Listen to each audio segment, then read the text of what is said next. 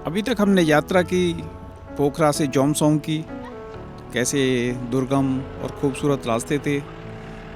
अभी हम चल रहे हैं मंदिर की ओर, जो मुख्य मुक्तिनाथ का जहाँ मंदिर है वहाँ पर चल रहे हैं। और ये एक रास्ता है, यहाँ से फिर एक रास्ता सीढ़ियों का जाता है और एक पुराना रास्ता है। और जो लोग नहीं जा सकते हैं वो घोड़े या खच्चर से भी जा सकते हैं।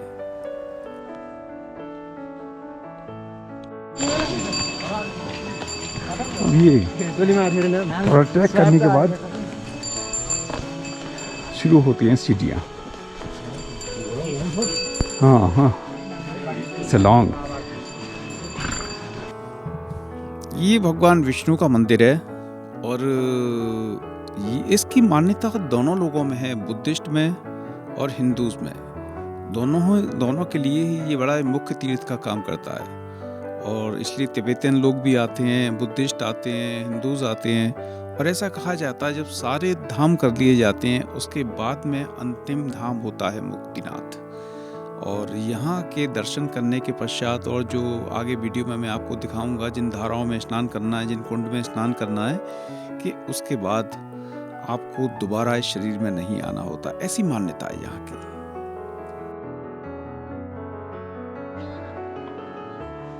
यहाँ से देखिए,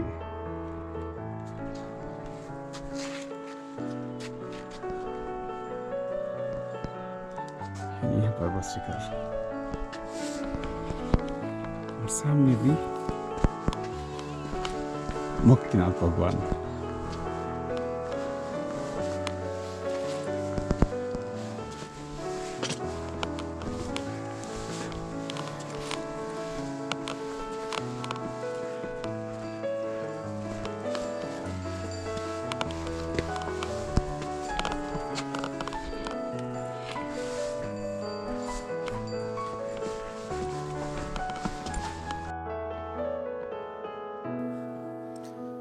जो लोग अभ्यस्त नहीं है उनको ऑक्सीजन की प्रॉब्लम होती है, हालांकि बहुत बड़ी नहीं है वो। तो ऐसी अवस्था में आपको जहाँ से मंदिर की सीढ़ियाँ आरंभ होती हैं वहाँ थोड़ी देर विश्राम कर लेना चाहिए और उसके बाद धीरे धीरे बिना बोले हुए चढ़ना चाहिए। और अगर ऑक्सीजन का जिनको प्रॉब्लम है वो छोटा सिलेंडर साथ लेके आ सकते हैं, क्योंकि इसकी ऑल्टीट्यूड बहुत ज़्यादा है। अगर हम हिंदुस्तान में देखें तो केदारनाथ से ज़्यादा ऊंचाई है मुक्तिनाथ की। तो इसलिए जब आप नीचे प्लेन से आते हैं, लेकिन अगर आप बाई रोड आते हैं तो शायद प्रॉब्लम उतनी ज़्यादा नहीं होती है। लेकिन जब आप चॉपर से आते हैं या बाई प्लेन आते हैं तो एकदम से सडन आपका पूरा ऑल्टीट्यूड चेंज होता है। उसके बाद एक दिन का आपको रेस्ट करना आवश्यक होता है, क्योंकि बॉडी एकदम से एक्लिमेटाइज नहीं करती है। और जैसा मैं बता रहा था कि ये देखिए, ये पूरा हरा भरा है, जबकि पूरा इस मुस्तांग वैली में कहीं आपको पेड़ दिखाई नहीं देंगे। आसपास एकदम लद्दाख के जैसा है, लेकिन मुक्तिनाथ भगवान के आसपास प्रकृति ने अपने आप को समेट दिया है। बिल्कुल इस मंदिर के आसपास खूब घने पेड़ हैं, अच्छी ग्रीनरी है, अच्छा वेजिटेशन है, और कहीं भी नहीं है इस जोन में। मुक्तिनाथ के बारे में एक पौराणिक कथा है कि जब भगवान शिव एक असुर जालंधर नाम के असुर से युद्ध जीत नहीं पा रहे थे, क्योंकि जालंधर को बहुत शक्तियाँ प्राप्त थी, क्योंकि उसकी पत्नी वृंदा, जब तक कि उसका सतीत्व नष्ट नहीं होता तब तक उसको कोई पराजित नहीं कर सकता था। तब भगवान विष्णु ने जालंधर का रूप धारण करके वृंदा के सतीत्व को नष्ट कर दिया, जिसके फलस्वरूप भगवान रुद्र जालंधर को हरा पाए।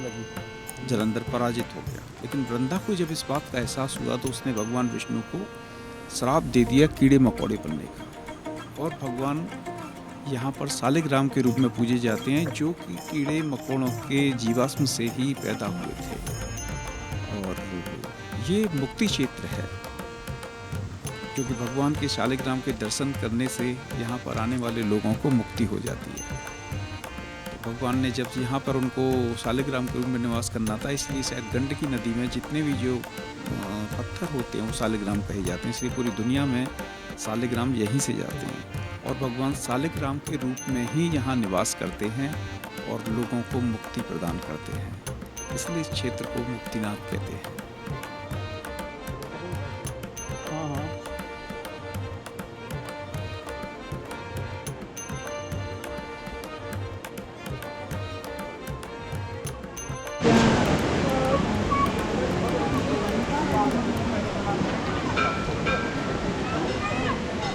ये दो प्रमुख कुंड हैं, ये है पाप कुंड और दूसरा है धर्म कुंड।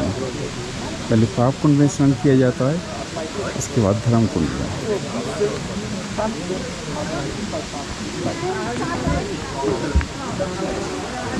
और उसके बाद ये 108 शेर मुख हैं, इनके नीचे से गुजरना होता है, तो ये आपकी मुक्ति के मार्ग को प्रशस्त कर देते हैं। लोग यहाँ से जल भी लेके जाते हैं और ये हिमालय से आ रहा था।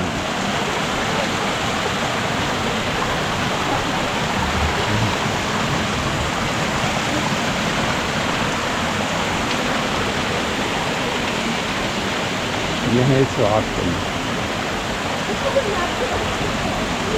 और ये है मुक्तिनाथ मंदिर।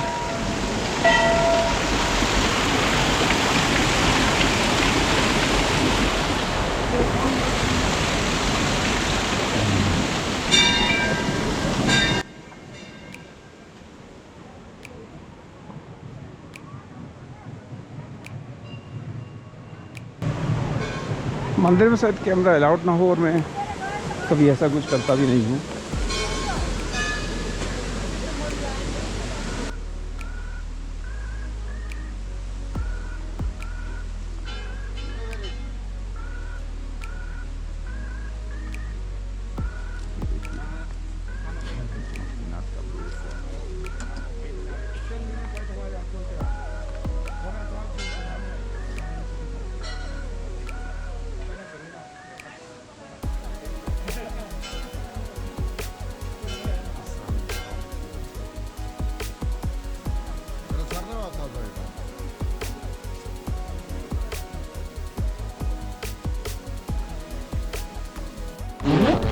इधर आता है।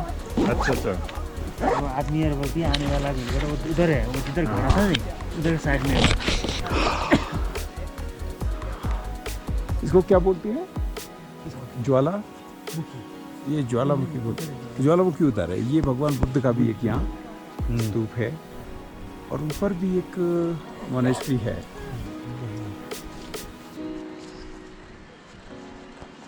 मुस्तांग मोनेस्ट्री, तिब्बत के लोग हैं, यहाँ रहते हैं दलाई लामास। चलें? और यहाँ से पूरा हिमालय को देखिए, अद्भुत अद्भुत अद्भुत। ये लोग हैं कुछ गधे टिकटॉक बनाने में लगे हुए हैं, इनका धर्म यही है। अच्छी बात है, दोनों बराबर के पागल हैं।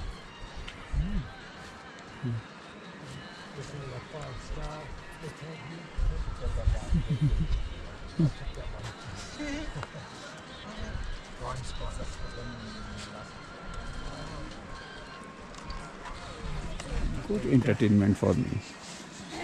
Number of foreigners are here.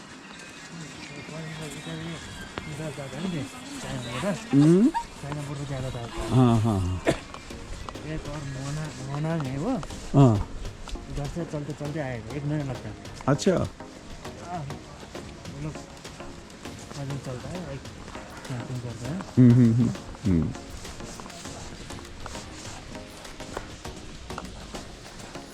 ये लोग जहाँ से 85 किलोमीटर है चाइना बॉर्डर, और ये लोग जाते हैं, वहाँ भी कोई मोनेस्ट्री है और पैदल जाते हैं फॉरेनर्स। उनके ट्रैक में 1 महीना लगता है उसमें।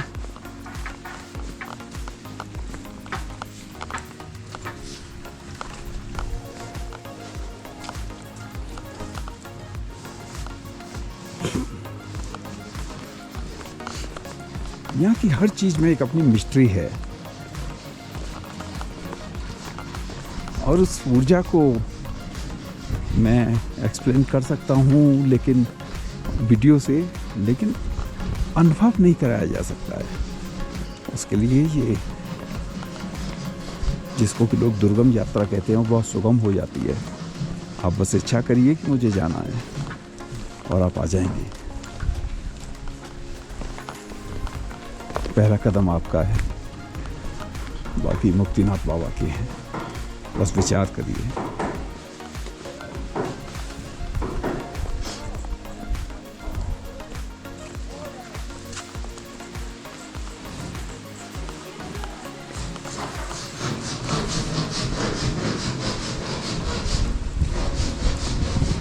ये भी कोई